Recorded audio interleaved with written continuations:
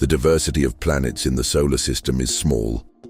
On the one hand, there are the inner planets, small ones, among which the Earth is the largest.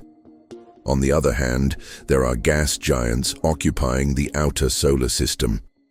Regarding the orbits of the planets, it can be said that not a single world disputes the pleasant position of the Earth.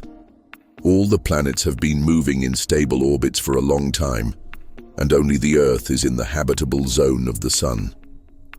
The diversity of distant worlds is much greater. The number of discovered exoplanets already makes it possible to estimate their distribution by size and orbit. The most common type of exoplanets are super-Earths. These planets have a mass from 2 to 10 Earths, and their radius is no more than twice that of Earth's. Super-Earths have been found near all stars, but the most important discoveries are such planets near M-class stars. They are cooler than the Sun, and therefore their habitable zone is closer to the star. The closer a planet is to a star, the easier it is to find it.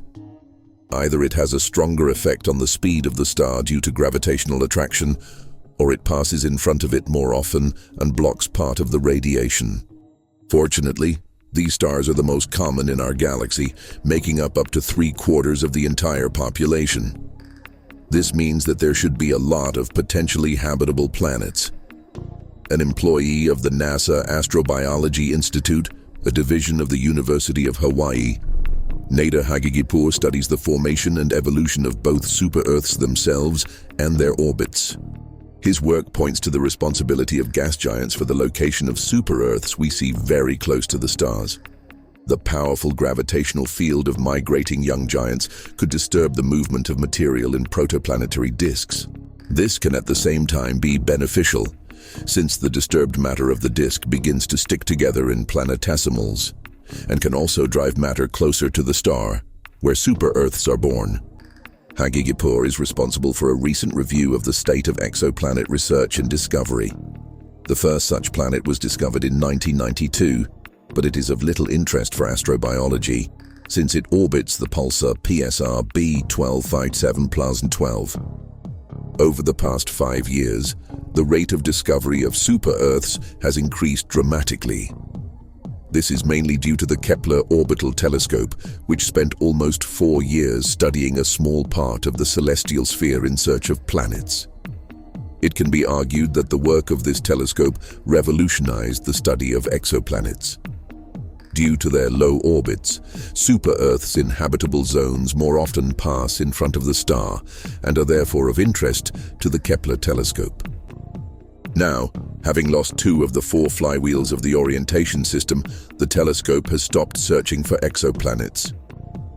The leading method for detecting distant worlds is studying the radial velocities of stars.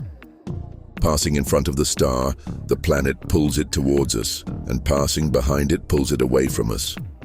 The greater the mass of the planet, the smaller the mass of the star and the distance between the bodies, the easier it is to detect the planet. A super-Earth in the habitable zone of an M-class star satisfies 2 conditions. It only has problems with mass. However, modern ground-based telescopes are capable of detecting such planets. Now super-Earths are being discovered in the strangest systems, and somewhere there are a lot of them. Thus, at a distance of 22 light-years from Earth, there is a triple star system, Gliese 667, near one of whose stars a super-Earth was discovered last year. This year, 6 or even 7 planets have been discovered around the star Gliese 677, and 3 to 5 of them are super-Earths in the habitable zone of the M-class star. This dwarf is very dim, so the year on these planets lasts 20-50 days. This is the best set of potentially habitable planets yet. Proximity to a star, however, creates certain problems. Planets that are too close to the star are captured by tidal forces and find themselves constantly facing one side of the star. The habitability of such planets is theoretically possible, but due to the lack of an example, assessing the habitability conditions of tidally captured worlds poses a serious problem. While determining the size of the habitable zone around a star is not a problem, Assessing other factors that influence the potential for life is much more difficult. For example, for a long time it will not be possible to determine whether tectonic activity is observed on the planet, while this factor affects the amount of carbon dioxide and water in the atmosphere. The history of the planet can have a decisive influence on this and other factors. To do this, you need to land on the planet and study the sediments. This will not be possible for much longer, so for now we can only rely on theoretical models and observations of planets of different ages that can verify these models. The main problem with creating and testing models is that the solar system, while the most studied, is not like most of the planetary systems being discovered. In them, planets very often have short orbital periods, and even gas giants occupy positions so close to the star.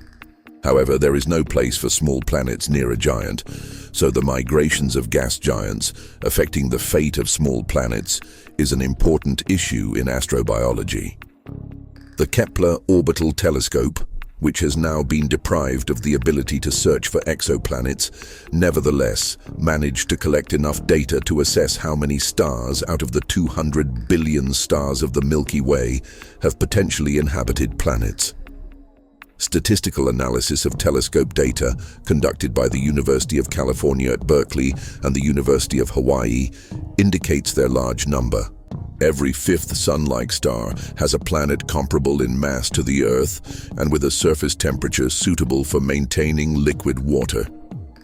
If we take into account that the share of Sun-like stars is about a fifth, there may be up to several tens of billions of potentially habitable planets in the Milky Way. Look at the starry sky.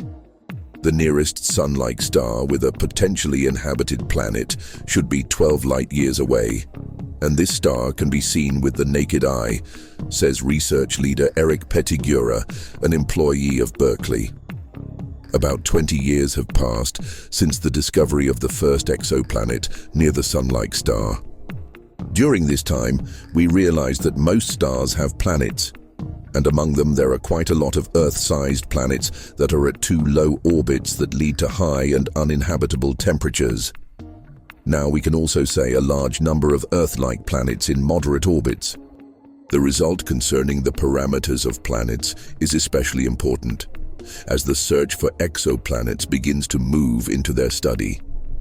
To do this, you need to determine the approximate parameters of the planets, and most importantly, the distance to them. The more often Earth-like planets are found in the Milky Way, the better, as the chance of finding one near the Earth increases. It is clear that the closer the planet is, the easier it will be to study it. Of course, we are unlikely to be lucky enough to find life on the first such planet. Despite the appropriate size and distance to the star, it can easily be uninhabited, as it is influenced by a large number of factors. Too thick an atmosphere can lead to an increase in surface temperature. Lack of water will basically create life problems. The chemical composition of the planet plays a big role. We want to see a solid body consisting mainly of rocks and having a metal core and mantle. The magnetic field of the planet is necessary to protect life from cosmic radiation and the solar wind. Such planets have already been discovered, but they have very low orbits and a temperature of a couple of thousand degrees on the surface. Kepler was launched in 2009 to search for planets passing in front of its stars. At the same time, the brightness of the star drops by hundredths of a percent. Nevertheless, about 150,000 stars photographed every 30 minutes for 4 years have already managed to find 3,000 planets. Most of these planets are far larger than the Earth and range in size from Neptune to Jupiter. The orbits of most planets are low, so thousands of degrees on the surface or in the atmosphere are common. For the approximate characterization of the discovered planets, ground-based telescopes are usually used to collect spectral data of the star. This allows you to clarify the brightness of the star, and due to this, the diameter of the planet covering the radiation part. After that, 42,000 stars were selected, the properties of which are similar to those of the Sun. Only 603 candidates for exoplanets were found near them, of which, in turn, only 10 were comparable to the Earth, exceeding its diameter by no more than twice and potentially habitable. In the latter case, those planets that received from 1/4 to 4 doses of heat compared to the Earth were selected. An important difference between the new study is that the method of searching for exoplanets has been criticized, the purpose of which was to determine how many worlds we do not notice on average. To do this, fictitious planets were added to Kepler's data, which quite satisfy the celestial mechanics. Knowing how many and which planets have been added, and how many have been missed by the data processing methods used, it is possible to estimate how many real planets are lost. After that, it should be taken into account that not all planets pass in front of the star during their orbital movement. However, their share can be estimated for reasons of celestial mechanics. Taking these two factors into account allowed to increase the estimate of the number of potentially habitable planets near Sun-like stars to 22%, although Kepler's data gives only 10 per 42,000 stars. The result was obtained for stars of spectral class K, which are slightly colder and smaller than the Sun. This is due to Kepler's achievements. It was near such stars that he managed to find planets. They have not found planets near G-class stars, but the properties of these stars practically do not differ from the properties of class K stars, so the result obtained can be generalized to the twins of the Sun. One interesting consequence of the result is the estimation of the distance to the nearest potentially habitable star. Taking into account the density of Sun-like stars in the Milky Way and the new resulting density of planets near them, we can expect to find a twin of our planet at a distance of 12 light-years. Enjoy viewing, everyone.